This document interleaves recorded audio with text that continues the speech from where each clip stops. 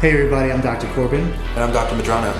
and today we're going to talk about our path through undergrad. Hey everyone, welcome back to another episode. So for today, we're going to be talking about our undergrad experience, a very exciting topic. And so I think we're going to start off with talking about just more generic things and then kind of dive into more specific things about the financial things that we considered. We want this to kind of be a message for both people who are applying to college, people starting off in college, but also the parents and the parents who are going to be supporting them. And so the first part, I think, college, yes or no? Michael, tell me about that decision. It's the end, or getting towards the end of high school, right? Yeah. And I'm sure your parents are talking about college, you're thinking about it. Was it a no-brainer for you? Yes? And then if not, like why? Yeah, that's a great question. I think, for me, when it came to the decision of going to college or not, it actually probably was more of a no-brainer than anything else. I had a great role model, which was my parents, and also my older sister, who was just a phenomenal person in school. And so I followed her footsteps, and so she went to undergrad, and so I knew I was going to go to undergrad as well. Okay, exactly the same thing for me. My mom was actually the first in my family to get her bachelor's degree. So it was a no-brainer for me. I was going to go to college, and she made sure that was going to happen. Right. Almost felt like I didn't have a say, but Yeah. But to be honest, I excelled. We both kind of talked about this in prior episodes. We did very well in high school, so it just kind of seemed like keep developing those skills and continue with the academic thing. I will say though, I had no idea on what career I was going to go into. I considered medicine, and ultimately that's what we both ended up choosing. But early at this stage, I'm just trying to get to the next day kind of thing. Yeah. And we'll pick a major, but I'm not completely sold on a major. Yeah. We'll see if maybe I switch later in college. Did you feel like you had a good idea of the major you're going to choose, or take me through that process? Yeah, that's a really good question. For me, it kind of goes back to that past video where, I was interested in science, engineering, and law. And it kind of got to the point where I was looking at, okay, my father's an attorney. My sister is getting closer to the end of undergrad by the time I was applying, and she was thinking about doing law school. And so I was like, you know what? I like sciences. My dad told me about patent law. And so I was really interested in inventions and technology, and so I was like, you know what, that's something that I'm really interested in doing, and it ended up, and we'll talk about it in a little bit, but there were programs out there that were particular to intellectual property rights, and so that's really what got me going. And I was like, you know what, I don't know exactly what I want to do, but I wanted to involve science, engineering, and law. And I actually went to Virginia Tech and did that minor program. Okay. And so that was just a sweet spot. And So Damien, tell me a little bit about what you were thinking, and was it really hard to pick a major, or let's start before you even got to undergrad. When you were applying, what were you thinking about? I was very overwhelmed. I'm an only child. I didn't have really just my mom was the only one who had pursued a career or education at a higher level. So she was giving me a lot of advice, right? But I still kind of felt like I was kind of on my own. I didn't have anyone immediately a step ahead of me to kind of get feedback, someone who was closer to that stage. So I was overwhelmed with the personal statements. I'm sure everyone was overwhelmed with the whole test taking. SATs, ACTs, and taking those a number of times, sending those scores off, and just the amount of knowledge that each college has, right? There's so much information that each college has to offer, and you almost feel like you have to choose the right one that fits you, right? Or you're looking for certain things. There's a lot of things that you could check off the box. It could be very overwhelming, and then the college tours, right?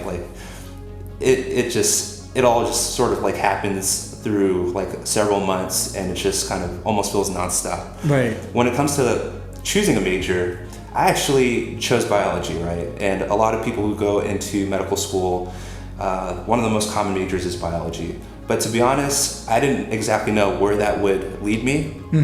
I ultimately chose biology because it was something I was comfortable with, and I recognized in high school I was pretty good at like science, so I'm going to stick to a science-related major, and we'll just pick biology and see where that goes, and we'll see what opportunities come from that. But yeah, I was not very confident in like, okay, I'm going to do this major, and this is exactly how my college path is going to go, and then I'm going to do this after college. Like, I had no idea.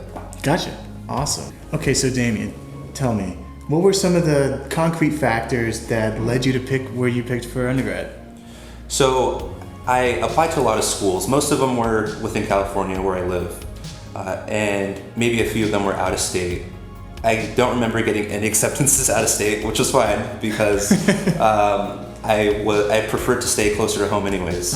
So ultimately, I narrowed it down to 3 colleges. Okay. And for me, it was University of San Diego, Loyola Marymount University in Los Angeles, and Santa Clara up north. So it all came down to financial aid package, location, proximity to home, and really the programs were all very similar in their curriculum, and so I wasn't worried about where I would have the most success as a biology major. But ultimately, I decided Loyola Marymount University, and thank God I did, because I also happened to meet my wife there. So that was awesome. Definitely the right choice. And Loyola Marymount gave me the most financial aid, so that made the decision even that much easier to choose that. And it's only a 45-minute drive from home. So having support in college was it was important to me, right? Because you're going into this new environment. You want to make sure that if anything goes bad, you have some support system in close proximity. And every month or so, I'd go back home, do my laundry, enjoy mom's cooking kind of thing, which is very nice. That's awesome. How about you, though? What kind of things were you considering? You talked about Virginia Tech being the place that you ultimately decided, but was it a pretty easy decision? Was there a close number 2 or number 3? Yeah, when I think back on it, it wasn't too challenging of a decision. I wasn't very much of a particular person when it came to picking an undergrad. I was blessed and fortunate to get into a number of different undergrads, and I was still interested in the college experience of enjoying the football games, and I had a number of friends from high school that also got into Virginia Tech, and so it was just kind of an easy decision. Again, there was scholarships and different kind of incentives to go to Virginia Tech. It's also my in-state school, so otherwise the cost was much lower to stay in-state. And my sister went to UVA, so we were big rivals. And so it was kind of an easy decision once I knew, hey, look, this program has science, engineering, and law, and it wasn't too hard. Okay. Yeah. That's good. And you highlight the importance of financial aid, right? Yeah. And I don't know how much you talked about that, but my mom, she got a lot of debt from her education, and she was like, you have got to minimize the amount of loans you have to take out. So it was easily one of the top 2 or 3 things to consider when it came to colleges, because so much of us had this enormous financial debt, and eventually getting to medical school, you're gonna have to take out a lot more loans if that is where you decided to go. So higher education and the huge debt that people find themselves in was something that I was pretty aware of at that time. Yeah, and I think what I would like to stress to the people who are applying to undergrad and have the hope and dreams of going into medical school is the debt is real, and oftentimes, once you kind of meet a certain bar of an undergrad, I don't really know if it impacts so much to actually going to medical school. Now, that being said, if you're trying to go to maybe the number 1 or top 10 medical school, it might have some factor in playing, whether or not you get into those schools. But there are a number of different medical schools and a majority of them are really good. So I think that when it comes to picking an undergrad, it's more important that you're going to be successful there. It has a support system that makes you successful, and that it's within the budget so that you don't break the bank going into undergrad, because medical school is way more expensive. Great point. Yeah. Hey everybody, thank you so much for watching that video. If you found it valuable, please like, comment, share, and subscribe. We're definitely going to closely look at those comments for any feedback. Also, follow us on Twitter, Instagram at Built for Medicine, and feel free to email us at builtformedicine@gmail.com.